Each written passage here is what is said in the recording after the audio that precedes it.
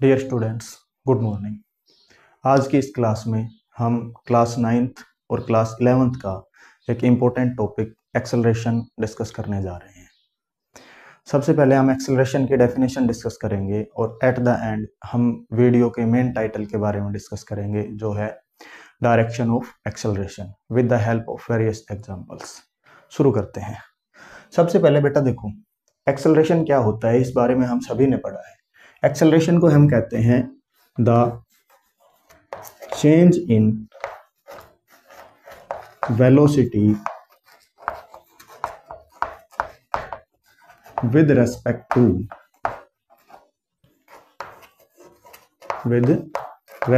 to the time is called acceleration.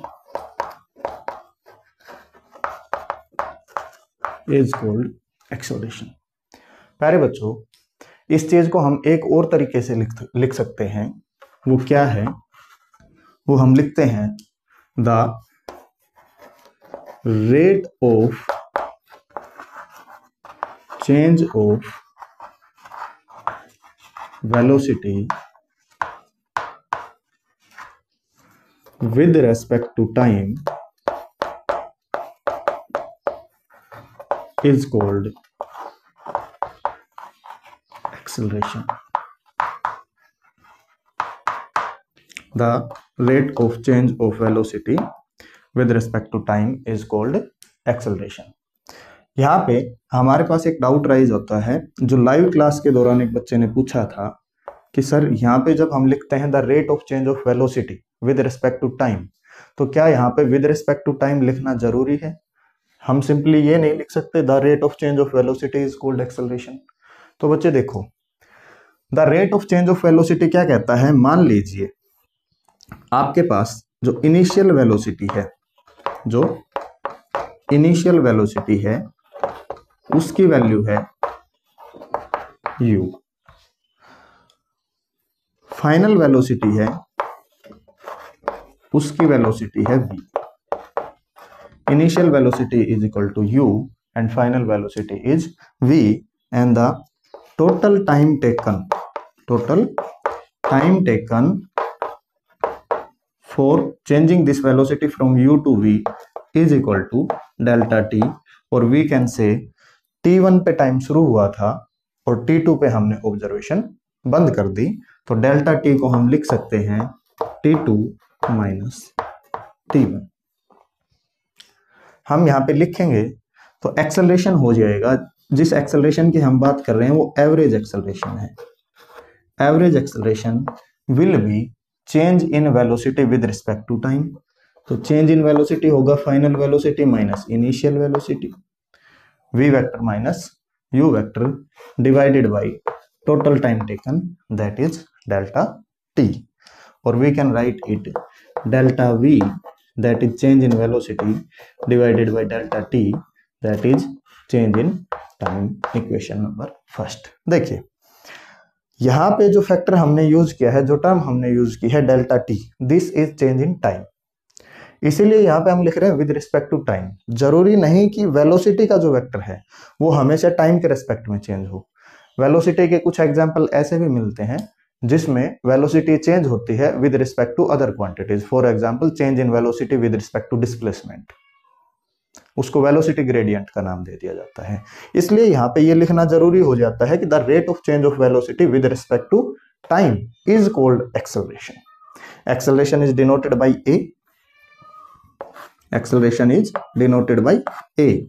और अगर मैं इस जगह पे बात करूं कि जो डेल्टा टी है that is change in time t2 minus t1, अगर डेल्टा टी फैक्टर को बहुत छोटा कर दिया जाए, if delta T is very small, delta T की वैल्यू इतनी स्मॉल कर दी जाए कि इसको इतने टुकड़ों में डिवाइड किया जाए कि उन टुकड़ों को आप काउंट ना कर सके, तो आप लिमिट लगाएंगे। और वो लिमिट क्या लगाएंगे? Then we can write limit delta t tends to 0।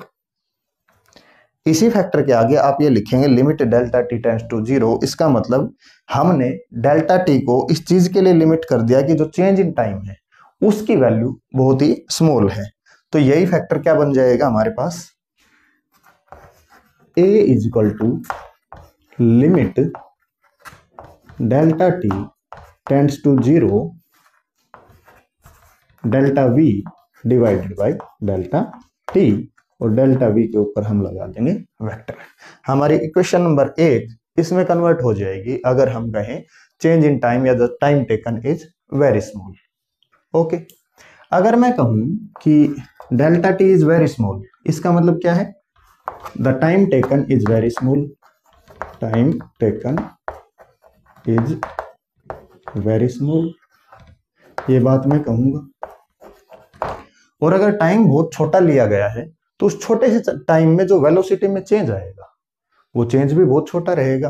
तो इसके लिए मैं कहूंगा a vector will be equal to very small change in velocity, very small change in velocity divided by change in time. This is formula for instantaneous acceleration. Instantaneous acceleration मतलब the acceleration at a particular instant of time, formula for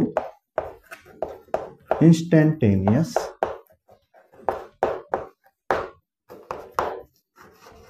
acceleration। यानी यहां से हमें एक बात पता चलती है कि instantaneous acceleration is defined for very small time, is defined for very small time, और this is the expression for instantaneous acceleration, a is equal to dv divided by dt। Now come to the other topic. V is a vector quantity, v is a vector quantity, so I can write v is equal to vector sum of x component of velocity, y component of velocity and z component of velocity। v vector is equal to vxi cap plus vyj cap plus vz k cap, where vx is the magnitude of velocity along x-axis, vy is the magnitude of velocity along y-axis, and vz is the magnitude of velocity along z-axis। Okay, so we will write a is equal to d divided by dt vxi cap plus vy j cap plus vz k cap। इसको आगे हम खोल लेंगे, so we will get a is equal to d by dt for vx, साथ में i cap that is unit for vector for x axis, d vy upon dt j cap plus d vz upon dt for k cap। we will write this। Okay, अच्छा अब देखिए इसको मैं क्या लिखता हूं, इसको लिखता हूं मैं एक्सेलरेशन का magnitude along x axis, acceleration का मैग्नीट्यूड अलोंग एक्स एक्सिस, और साथ में वेक्टर क्वांटिटी है, इसके लिए मैं लगा देता हूं unit vector representing x axis, plus similarly a y j cap plus a z k cap, and it is equal to acceleration a। so acceleration is a vector quantity, और इसमें acceleration along x axis, acceleration along y axis and acceleration along z axis के vector component के components का vector sum include होता है। यहां तक भी ठीक है। चलिए, ये बात हुई एक्सेलरेशन का बेसिक डिस्कशन। अब हम बात करते हैं उस मुद्दे पर कि कोई भी बॉडी कब कही जाएगी कि उसमें एक्सेलरेशन है। ये सारी बुक किस लैंग्वेज है, ये सारी बुक्स में लिखा हुआ है। देखिए हमारे पास है बेटा a is equal to a average is equal to change in velocity, change in velocity divided by time taken. हमारे पास केवल ये है, एवरेज एक्सेलरेशन का फॉर्मूला। और यहां से हमें क्या मिलता है, हमें मिलता है कि चेंज इन वेलोसिटी कैसे कैसे हो सकता है। अगर किसी भी बॉडी की वेलोसिटी चेंज होगी समय के साथ तो उस बॉडी के पास एक्सेलरेशन होगा, या हम कह सकते हैं वो बॉडी एक्सेलरेट हो रही है। तो velocity is a vector quantity and velocity has magnitude and velocity has direction. So जब हम बात करें किसकी, चेंज इन वेलोसिटी की, तो हम क्या कह सकते हैं, either the magnitude of velocity is changed और the direction of velocity is changed. और मैग्नीट्यूड कैसा कैसा हो सकता है, magnitude can increase, magnitude can decrease. तो हम कहेंगे कि अगर किसी बॉडी की वेलोसिटी का मैग्नीट्यूड इंक्रीज हो रहा है, किसी बॉडी की वेलोसिटी का मैग्नीट्यूड डिक्रीज हो रहा है, या किसी भी बॉडी के मोशन की डायरेक्शन चेंज हो रही है, तो वो बॉडी एक्सेलरेट हो रही है। अब ये एक्सेलरेट आपका पॉजिटिव भी हो सकता है, नेगेटिव भी हो सकता है, और उसका वेलोसिटी पे क्या फर्क पड़ेगा ये हम थोड़ी देर के बाद देखेंगे। इसको आप नोट कर सकते हैं अगर नोट करना चाहें तो, 2 मिनट का समय है।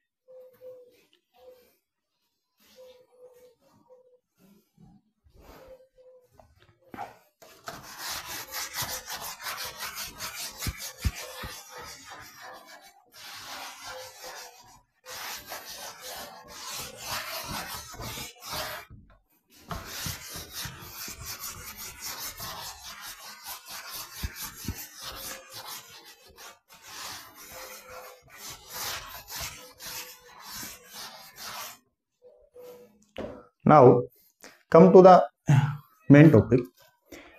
A average is equal to delta V divided by delta T. A average is equal to delta V divided by delta T. यहां से हमें पता चलता है क्या कि हमारे पास वेलोसिटी है वेक्टर क्वांटिटी,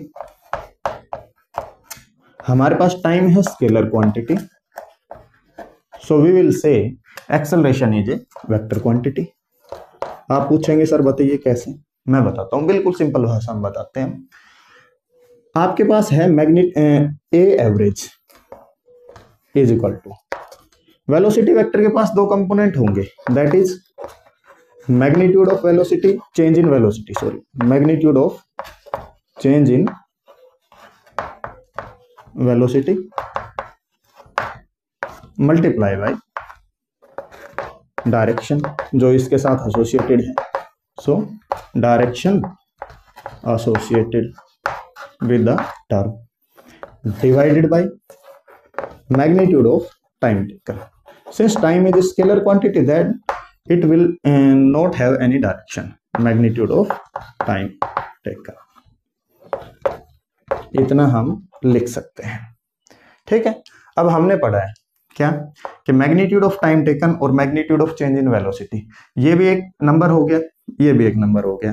तो हमारे पास क्या आएगा, हमारे पास आएगा a average is equal to, इसको हम डिवाइड करेंगे इससे, तो हमें क्या मिलेगा, हमें मिलेगा magnitude of average acceleration, magnitude of average acceleration. Number ने नंबर को डिवाइड किया या मैग्नीट्यूड ने मैग्नीट्यूड को डिवाइड किया, हमें मैग्नीट्यूड मिल गया।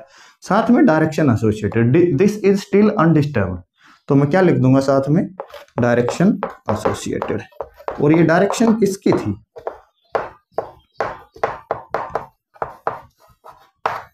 ये डायरेक्शन किसकी थी, ये डायरेक्शन थी चेंज इन वेलोसिटी के साथ जो डायरेक्शन एसोसिएट थी। तो यहां से मैं क्या कह सकता हूं कि जो डायरेक्शन चेंज इन वेलोसिटी के साथ एसोसिएट थी वो अभी एवरेज एक्सेलरेशन के साथ एसोसिएट है। तो हम यहां पे लिख सकते हैं the direction of average acceleration is along the direction of change in velocity। यहां तक हम ये बात कह सकते हैं। कि जो एवरेज एक्सेलरेशन की डायरेक्शन होगी वो वेलोसिटी के साथ उसका कोई लेना देना नहीं है, उसका लेना देना है चेंज इन वेलोसिटी की डायरेक्शन के साथ। जो डायरेक्शन चेंज इन वेलोसिटी की होगी वही डायरेक्शन आपके एवरेज एक्सेलरेशन की होगी। इसी चीज को हम एक और लॉ से समझते हैं। हमारे पास न्यूटन सेकंड लॉ है, न्यूटन सेकंड लॉ आप सभी ने पढ़ा हुआ है। न्यूटन सेकंड लॉ क्या होता है, +1 में भी आता है और 9th में भी आता है। न्यूटन सेकंड लॉ कहता है कि the net force on any body या on any object, net force on any object, या इसको आप कह सकते हो sum of all forces on any object is equal to mass into acceleration. लेकिन ये बात किसके लिए कह रहे हैं हम, for a body whose mass is not varying with time. ये बात हम एक ऐसी बॉडी के लिए कह रहे हैं जिसका मास समय के साथ चेंज नहीं हो रहा, उसके लिए हम क्या कह देंगे, द रिजल्टेंट ऑफ और the sum of all forces applied on a substance applied on an object will be equal to mass into acceleration of that object। और यहां से आप कहेंगे acceleration vector will be equal to some sigma force divided by mass of the object। याद करो पहले equation number 1 दी थी, 2 डालना भूल गए थे, इसको इक्वेशन नंबर 3 कह देते हैं, मान लीजिए 2 आप डाल लेना। a is equal to dv by dt को acceleration is equal to sigma f upon m।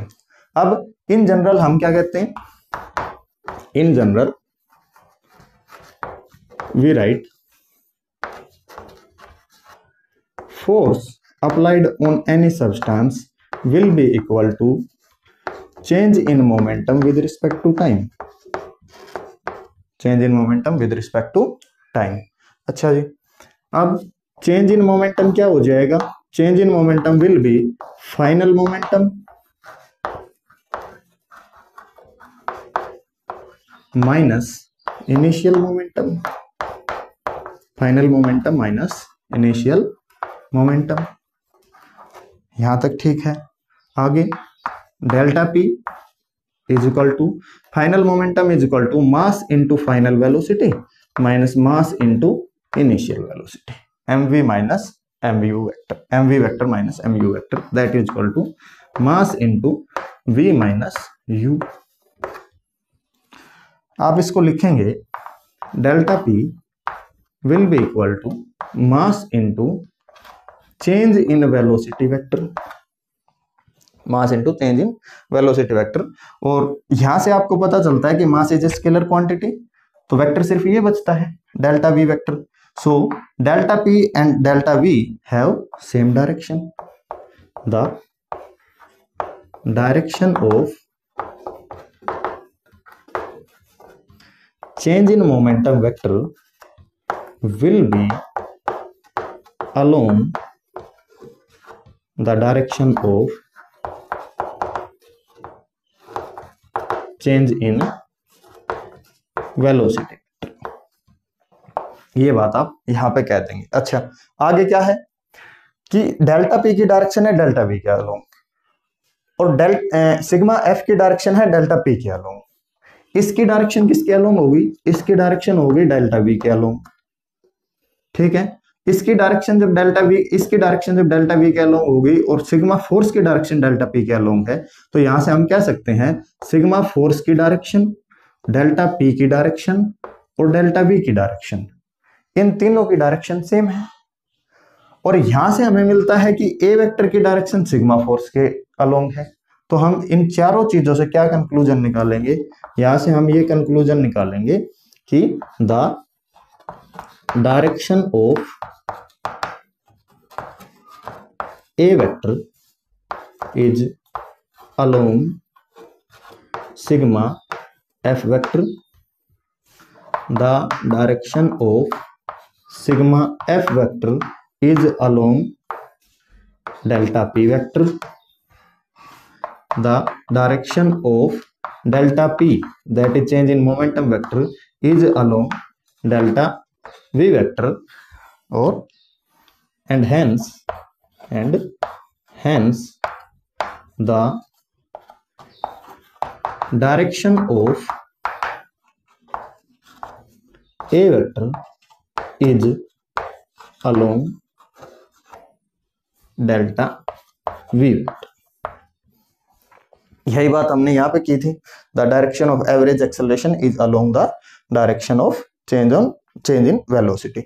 और यही हम यहाँ पे लिख रहे हैं according to Newton second law, क्या कि जो एक्सेलरेशन वेक्टर की डायरेक्शन होगी वो डायरेक्शन चेंज इन वेलोसिटी के अलोंग होगी। मैं फिर से कह रहा हूं, एवरेज एक्सेलरेशन की डायरेक्शन का वेलोसिटी की डायरेक्शन से कोई लेना देना नहीं है। इसको अब हम आगे एग्जांपल से समझते हैं।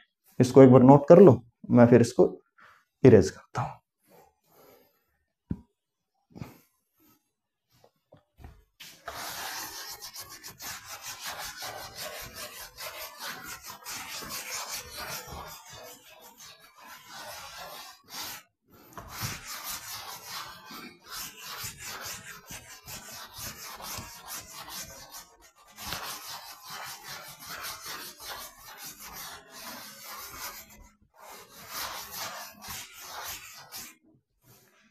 चलिए,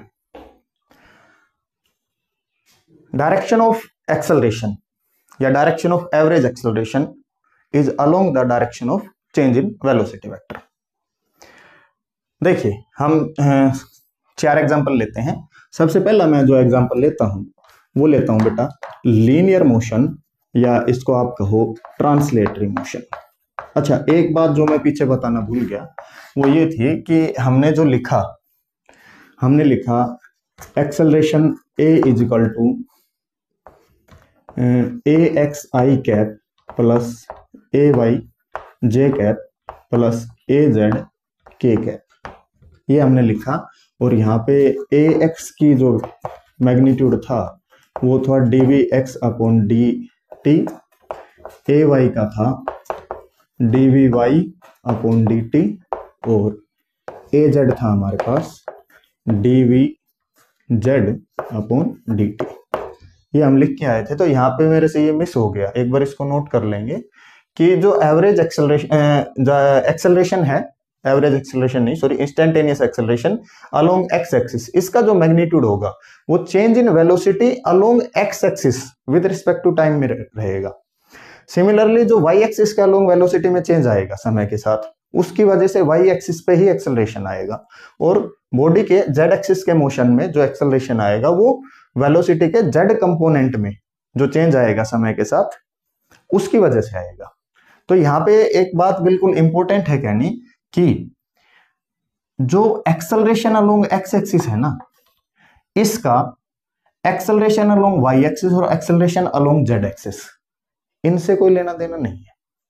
या आप ये कहें कि एक्सेलरेशन अलोंग एक्स एक्सिस होगा, उसकी वजह से केवल वेलोसिटी अलोंग एक्स एक्सिस में चेंज आएगा।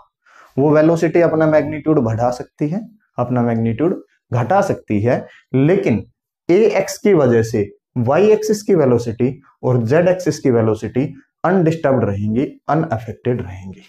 इसीलिए याद करो, हम काइनेमेटिक्स इक्वेशंस में जब लिखते हैं तो हम ऐसे लिखते हैं v x is equal to u x plus a x t, v is equal to u plus a t. तो इसमें हम क्या कहते हैं, velocity, final velocity along x axis is equal to initial velocity along x axis plus acceleration along x axis into time t, और v y is equal to u y plus a y t. ये बातें हम लिखते हैं उसमें, ठीक है। तो इसको नोट कर लें कि ए एक्स की वजह से जो चेंज इन वेलोसिटी आएगा वो, या वेलोसिटी में जो चेंज आएगा वो केवल एक्स एक्सिस का अलोंग आएगा, ए वाई की वजह से वाई एक्सिस की वेलोसिटी में चेंज आएगा, और ए जेड की वजह से जेड एक्सिस की वेलोसिटी में चेंज आएगा।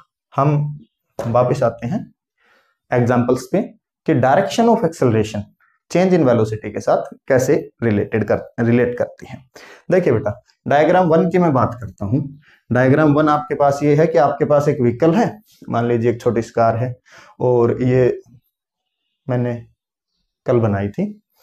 तो ये छोटी सी कार है, ये u वेलोसिटी से चल रही है, इसकी इनिशियल वेलोसिटी u है, और डेल्टा टी टाइम के बाद इसकी वेलोसिटी v हो जाती है, यानी इसकी इनिशियल वेलोसिटी u है और इसकी फाइनल वेलोसिटी v है। एक linear pathway one dimensional motion ये कर रही है। तो आप क्या कहेंगे कि केस फर्स्ट आप ले सकते हैं यहाँ पे, केस वन क्या लेते हैं, velocity v is greater than u, velocity v is greater than u। यहां पे मैं डायरेक्शन में बना लेता हूं, this is y axis, so this is positive y, this is negative y, this is positive x axis and this is negative x axis, this is origin. यानी अगर origin से ऑब्जेक्ट राइट में चलेगा तो हम उसको पॉजिटिव मानेंगे, और ऑब्जेक्ट से ओरिजिन से ऑब्जेक्ट जब लेफ्ट में चलेगा तो उसको हम नेगेटिव डायरेक्शन में मानेंगे। तो सबसे पहले हमने क्या लिखा, the final velocity v is greater then initial velocity u। Magnitude की बात कर रहा हूं क्योंकि डायरेक्शन तो सेम है, डायरेक्शन तो सेम है। तो आप क्या कहेंगे, आप कहेंगे a average is equal to v minus u, v minus u divided by time t, v minus u divided by time t। यहां पे हम अगर बात करें तो ऑब्जेक्ट लेफ्ट की तरफ आ रहा है, साइन कन्वेंशन की मैं बात करूं तो ऑब्जेक्ट लेफ्ट की तरफ आ रहा है, तो लेफ्ट की तरफ आ रहा है तो the final velocity is negative and the initial velocity u वो ऑलरेडी नेगेटिव थी, और नेगेटिव नेगेटिव मिलके क्या हो जाएगा बेटा, पॉजिटिव। जैसे हम लिखे minus v minus minus u divided by delta T, तो ये माइनस और ये माइनस मल्टीप्लाई होके प्लस हो जाएगा, तो minus v plus u divided by delta t. यहां से मैं क्या लिखूंगा, a average will be equal to negative, average acceleration की वैल्यू नेगेटिव आएगी। आप कहेंगे सर हमने तो पढ़ा है कि एक्सेलरेशन जब पॉजिटिव होता है तो वेलोसिटी इंक्रीज होती है, क्योंकि यहाँ पे तो final velocity is greater then initial velocity है, वेलोसिटी इंक्रीज हो रही है, और यहाँ पे जो आंसर आया है ए एवरेज नेगेटिव आया है। तो बेटा जो नेगेटिव और पॉजिटिव का कंसेप्ट है वो हम पहले क्लियर कर चुके हैं, वो केवल डायरेक्शन है। यहाँ पे क्या आया है कि आपकी जो बॉडी का मोशन था वो मोशन अलोंग नेगेटिव एक्सिस था, आपकी बॉडी ओरिजिन से लेफ्ट की तरफ आ रही थी, और इसमें जो एक्सेलरेशन की डायरेक्शन है वो भी क्या है, नेगेटिव है। तो आप यहां से कंक्लूजन क्या निकालेंगे, इफ द पॉजिटिव नेगेटिव के साथ मत बनिए, if the direction of average acceleration, direction of average acceleration is along the motion of body,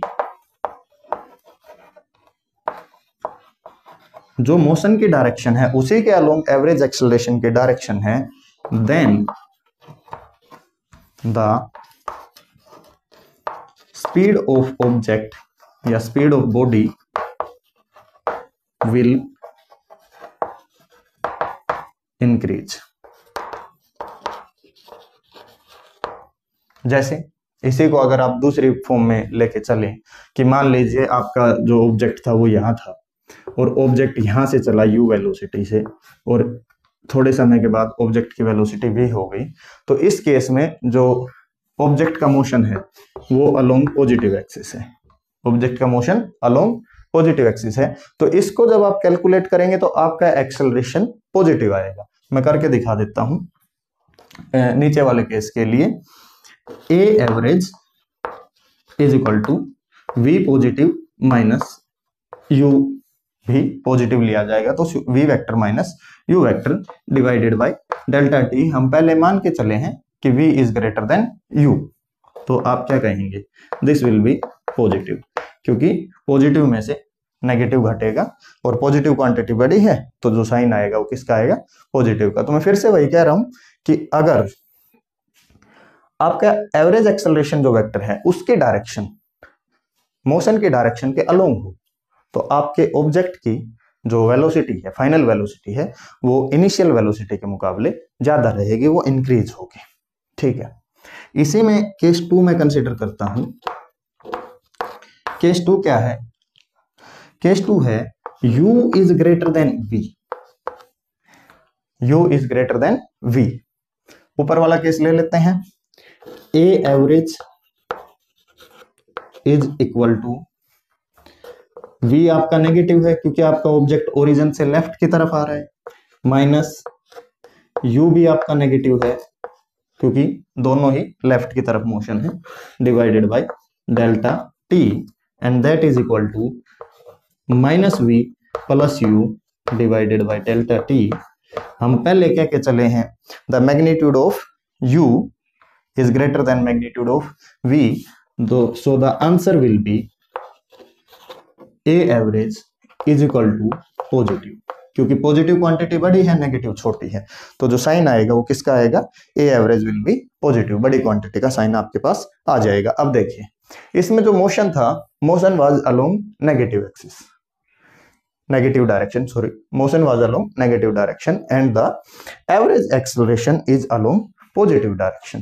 तो आप क्या कहेंगे कि ऑब्जेक्ट चल तो इधर रहा है लेकिन इसका एक्सेलरेशन पीछे की तरफ है, और एक्सेलरेशन होता है फोर्स के डायरेक्शन में। इसका मतलब क्या है कि आपका व्हीकल आगे की तरफ आ रहा है लेकिन कोई फोर्स इसको पीछे खींच रहा है। तो एक जर्नल प्रेडिक्शन ये होगी कि ये व्हीकल धीरे धीरे धीरे धीरे रुक जाएगा, यानी इसका एवरेज एक्सेलरेशन नेगेटिव है। सो हम क्या कहेंगे, the direction of average acceleration is negative, so the speed of body will decrease। बल्कि यहाँ पे ये लिखना the direction of average acceleration is negative, इसकी जगह हम ये लिखे तो ज्यादा बेटर है, is opposite to the direction of motion, is opposite to the direction of motion, ये ज्यादा बेटर है। The direction of average acceleration is opposite to the direction of motion, so the speed of body will decrease. ठीक है, नीचे वाले example से देखो इसी को, जो मोशन है वो पॉजिटिव एक्स एक्सिस के अलोंग है, मोशन पॉजिटिव एक्स एक्सिस के अलोंग है and u is greater than v, u is greater than v, तो आप लिखेंगे a average is equal to v vector minus u vector, दोनों ही पॉजिटिव एक्स एक्सिस के अलोंग है, divided by delta t। Since u vector का जो magnitude है वो बड़ा है तो हमारे पास जो साइन आएगा वो नेगेटिव आएगा, a average is equal to negative. वही बात हुई क्या कि जो मोशन है वो पॉजिटिव एक्स एक्सिस के अलोंग है और डायरेक्शन ऑफ एवरेज एक्सेलरेशन किसके अलोंग है, नेगेटिव के। इसमें क्या था, मोशन नेगेटिव एक्सिस के अलोंग था और जो डायरेक्शन आई थी वो पॉजिटिव के अलोंग आई थी, यानी the direction of average acceleration and the direction of motion both are in opposite direction. और इसी वजह से जो स्पीड है ऑब्जेक्ट की, जो फाइनल स्पीड है वो इनिशियल स्पीड के मुकाबले कम रहती है, यानी ऑब्जेक्ट की स्पीड डिक्रीज होती है। चलिए, ये हुआ हमारा क्या, ये केस हुआ लीनियर मोशन का। दूसरा एग्जांपल मैं लेता हूं। हाँ, यहां से एक कंक्लूजन आता है। कंक्लूजन क्या आता है, कंक्लूजन ये निकाल सकते हैं हम कि अगर ऑब्जेक्ट स्पीड अप हो रहा है, यानी ऑब्जेक्ट की फाइनल वेलोसिटी इनिशियल वेलोसिटी के मुकाबले ज्यादा मैग्नीट्यूड कैरी करती है, तो उस केस में आप ये कह सकते हैं कि जिस डायरेक्शन में मोशन है उसी डायरेक्शन में एवरेज एक्सेलरेशन है, यानी the velocity vector, sorry, the average acceleration vector is parallel to the velocity vector. ये बात आप यहां पे कह सकते हैं कि जिस डायरेक्शन में आपकी वेलोसिटी थी उसी डायरेक्शन में आपके एक्सेलरेशन की डायरेक्शन थी, तो आप कहेंगे the average acceleration is parallel to velocity vector. और दूसरे केस में डायरेक्शन ऑफ मोशन के अपोजिट है एक्सेलरेशन की डायरेक्शन, तो आप कहेंगे the average acceleration is anti parallel to the velocity vector, यानी जिस डायरेक्शन में मोशन है उसके साथ वो 180 डिग्री का एंगल बना रहा है। यहां से दो कंक्लूजन, दो इंपॉर्टेंट कंक्लूजन हमारे पास आते हैं। अब बात करते हैं हम एक और एग्जांपल की, दैट इज सर्कुलर मोशन। आपके पास कोई ऑब्जेक्ट है, वो ऑब्जेक्ट ए पॉइंट से चलता है और बी से होते हुए यहां तक पहुंचता है डी पॉइंट तक। ये एक सेमी सर्कुलर पाथ मैंने बनाया है, और इस सेमी सर्कुलर पाथ में, हालांकि ये पूरा था, मैं आधा मिटा दिया, इस पाथ में आप इसको सर्कुलर मोशन ही समझिए, यूनिफॉर्म सर्कुलर मोशन। इस पाथ के दौरान जो ऑब्जेक्ट है, उस ऑब्जेक्ट की वेलोसिटी का मैग्नीट्यूड कांस्टेंट रहता है। यानी ये जो केस है, ये है यूनिफॉर्म सर्कुलर मोशन का, यूनिफॉर्म सर्कुलर मोशन, यानी एक ऐसा सर्कुलर मोशन जिसमें केवल वेलोसिटी वेक्टर की डायरेक्शन चेंज होती है, लेकिन इस मोशन के दौरान कभी भी वेलोसिटी वेक्टर का मैग्नीट्यूड चेंज नहीं होता, यानी स्पीड इसकी कांस्टेंट है और डायरेक्शन इसकी चेंज हो रही है। तो हमें पता है कि सर्कुलर मोशन के दौरान जो ऑब्जेक्ट की वेलोसिटी है, that velocity is along the tangent, that velocity is along the tangent drawn at that point. तो यहां पे मैं कह दूंगा दिस इज v1, ये v1 हो गया ए पॉइंट पे। और अगर कोई मेरे से कहे कि बी पॉइंट पे वेलोसिटी कितनी होगी, तो ये हो गया बी पॉइंट पे v2 अलोंग द टेंजेंट। ये दो वेक्टर हमारे पास आ गए, v1 और v2। सो मैंने यहां पे क्या कहा था पीछे कि the velocity of the direction of average acceleration is along the change in velocity vector। तो आप यहां पे भी अगर इसको बनाएंगे तो आपके पास ये आएगा, this is v1, this is v2, v1 और v2, और इन दोनों का जो चेंज इन वेलोसिटी वेक्टर है वो ये आएगा डेल्टा v। कैसे कहेंगे? आप कहेंगे कि ये वेक्टर और ये वेक्टर v1 का हेड और डेल्टा v की टेल दोनों मीट कर रही है, तो आप लिखेंगे v1 vector plus delta v vector is equal to v2 vector, ये कह देंगे। और यहां से आप निकालेंगे change in velocity will be v2 minus v1, v2 vector minus v1 vector, ये आप यहाँ पे निकाल देंगे। ये जो चेंज इन वेलोसिटी वेक्टर है, इसके किसी भी पॉइंट, कोई भी दो पॉइंट आप कंसीडर कीजिए यूनिफॉर्म सर्कुलर मोशन में, और उसमें आप चेंज इन वेलोसिटी वेक्टर निकालिए। This change in velocity vector delta v will always points towards the center of the circle, इस सर्कल के सेंटर की तरफ पॉइंट करेगा ये हमेशा। और किसके अलोंग करेगा? Along the radius vector, along the radius vector. यानी इसके घूमने के दौरान जो एक्सेलरेशन होगा, उस एक्सेलरेशन को आप यूनिफॉर्म सर्कुलर मोशन में पढ़ेंगे, उसको सेंट्रीपिटल एक्सेलरेशन कहते हैं। ठीक है, तो वो एक्सेलरेशन जो होगा वो रेडियस के अलोंग होगा और सेंटर की तरफ होगा, रेडियस के अलोंग होगा और सेंटर की तरफ होगा। आप किसी भी पॉइंट पे इसका एक्सेलरेशन चेक कीजिए यूनिफॉर्म सर्कुलर मोशन में, it will be along the radius and towards the centre of the circle. अब यहाँ पे हमारा जो एक्सेलरेशन है, एक्सेलरेशन तो अलोंग रेडियस वेक्टर आ गया, और हमारी जो वेलोसिटी है वो वेलोसिटी हो गई क्या? टेंजेंशियल।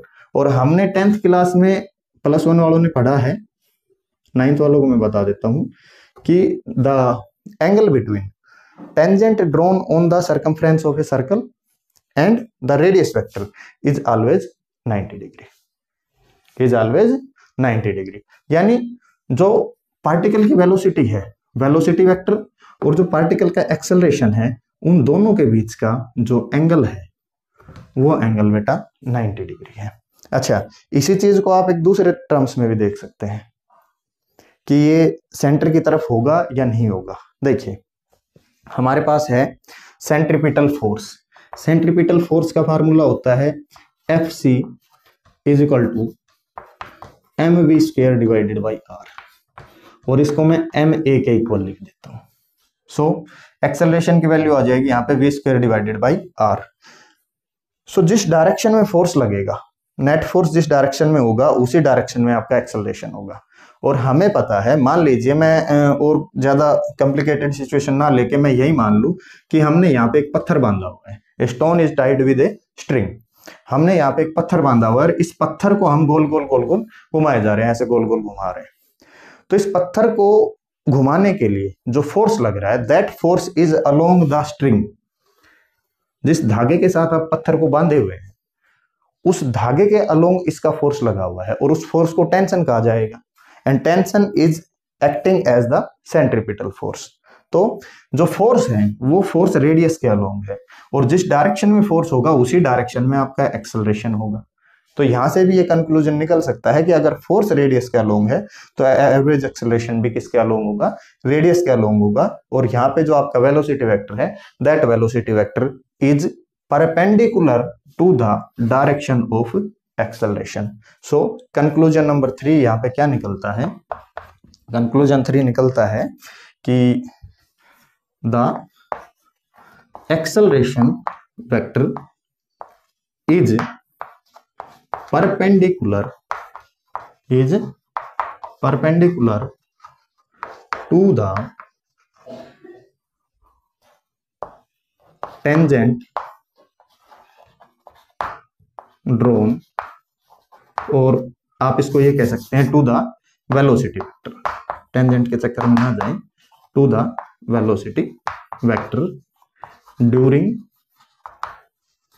Uniform circular motion. ये चीज यहां पे इंपॉर्टेंट है, यानी यूनिफॉर्म सर्कुलर मोशन के दौरान जो एक्सेलरेशन है वो वेलोसिटी वेक्टर के परपेंडिकुलर है। 3 कंक्लूजन यहां से निकल के आए हैं। Acceleration is parallel to the velocity vector, acceleration is anti parallel to the velocity vector, and acceleration is perpendicular to the velocity vector. अच्छा, तो यहां से 3 अवधारणाएं बन गई हमारे मन में, 3 कंसेप्ट आते हैं कि या तो एवरेज एक्सेलरेशन वेलोसिटी के पैरेलल होगा, या एंटी पैरेलल होगा, या परपेंडिकुलर होगा।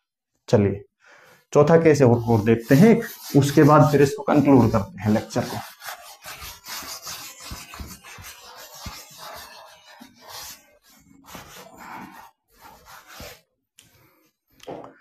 अब जो केस है that is non uniform circular motion. Non uniform circular motion, circular motion था, उसके 2 पार्ट। अगर कोई भी ऑब्जेक्ट सर्कुलर पाथ में कांस्टेंट स्पीड के साथ मोशन करता है तो वो यूनिफॉर्म सर्कुलर मोशन है। अगर कोई भी ऑब्जेक्ट सर्कुलर पाथ में कांस्टेंट स्पीड के साथ मोशन ना करके एक वेरिएबल स्पीड के साथ, यानी वेरिंग स्पीड के साथ, ऐसी स्पीड जो चेंज हो रही है उसके साथ मोशन करता है, तो वो नॉन यूनिफॉर्म सर्कुलर मोशन हो गया। चलिए इसी डायग्राम को मैं कंसिडर करता हूं कि यहाँ पे हर पॉइंट पे इस वेलोसिटी की डायरेक्शन चेंज हो रही है, और मैं कह रहा हूं कि नॉन यूनिफॉर्म सर्कुलर मोशन में वेलोसिटी का मैग्नीट्यूड भी चेंज होगा। तो जब नॉन यूनिफॉर्म सर्कुलर मोशन में वेलोसिटी का मैग्नीट्यूड भी चेंज होगा और वेलोसिटी की डायरेक्शन भी चेंज होगी, तो मैं क्या कहूं, मैंने पहले वाले केस में कहा था कि if the direction of acceleration, average acceleration will parallel to velocity vector, then body will speed up। तो मैं क्या कहूंगा कि मान लीजिए हमारा जो एक्सेलरेशन है वो एक्सेलरेशन जो रेस्पॉन्सिबल है इस बॉडी की स्पीड को इंक्रीज करने के लिए, वो एक्सेलरेशन वेलोसिटी के अलोंग है, यानी जिस डायरेक्शन में वेलोसिटी वेक्टर है उसी डायरेक्शन में आपका एक्सेलरेशन है, मोशन की डायरेक्शन में एक्सेलरेशन है। तो उस केस में आप क्या कहोगे कि वेलोसिटी v1 के डायरेक्शन में हमारा एक्सेलरेशन a आ गया। ये a एक्सेलरेशन रेस्पॉन्सिबल है किसके लिए बेटा, वेलोसिटी को का मैग्नीट्यूड इंक्रीज करने के लिए, यानी स्पीड इंक्रीज करने के लिए। और दूसरा जो AC है that is along the radius. AC क्या था, AC था यहाँ पे centripetal acceleration that is responsible for the circular motion of the object in uniform circular motion। ठीक है, तो जो AC है, AC आपका r के अलोंग है, और जो A वेक्टर है जो रेस्पॉन्सिबल है वेलोसिटी के मैग्नीट्यूड को इंक्रीज करने के लिए, वो वेलोसिटी v1 के अलोंग है। तो आपके पास दो वेक्टर बन गए, ये तो हो गया A और ये हो गया AC, दो वेक्टर आपके पास यहाँ पे आते हैं। तो जो नेट एक्सेलरेशन होगा वो क्या होगा, वो इन दोनों का वेक्टर सम होगा इनके कहीं बीच में, जबकि वेलोसिटी वेक्टर आपका इसके अलोंग था, ऐसे v1 था या नहीं था। तो यहां पे जो नेट एक्सेलरेशन आया, ए नेट या रिजल्टेंट एक्सेलरेशन आया, उस रिजल्टेंट एक्सेलरेशन का वेलोसिटी के साथ ना तो 90 डिग्री का एंगल है, ना 0 डिग्री का एंगल है, ना 180 डिग्री का एंगल है, बल्कि ये किसी रिलेटिव एंगल थीटा के साथ, थीटा बना के ए नेट के साथ रिलेटेड है। यानी वेलोसिटी v1 और ए टोटल, ए नेट के बीच में कोई एंगल, रैंडम एंगल थीटा है, जो डिपेंड करता है ए और ए सी की वैल्यू पर। तो यहां से हमें 4 कंक्लूजन मिलते हैं। क्या, अगर उनको कंक्लूड करें एक लाइन में, तो मैं क्या कहूं कि द एंगल बिटवीन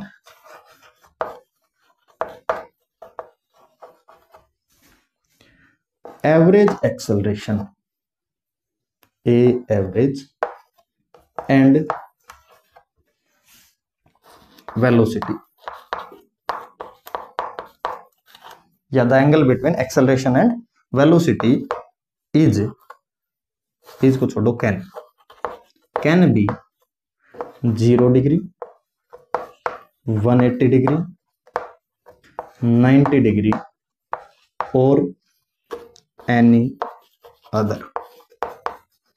या कंक्लूड करते समय हम ये कह सकते हैं कि जो एक्सेलरेशन वेक्टर है और जो वेलोसिटी वेक्टर है, उन दोनों के बीच का जो एंगल है वो 0, 180 डिग्री, 90 डिग्री या कुछ भी हो सकता है। यानी वेलोसिटी वेक्टर और एवरेज एक्सेलरेशन वेक्टर एक दूसरे के पैरेलल हो सकते हैं, एक दूसरे के एंटी पैरेलल हो सकते हैं, परपेंडिकुलर हो सकते हैं, या वेलोसिटी कोई भी रिलेटिव एंगल एक्सेलरेशन के साथ बना सकती है।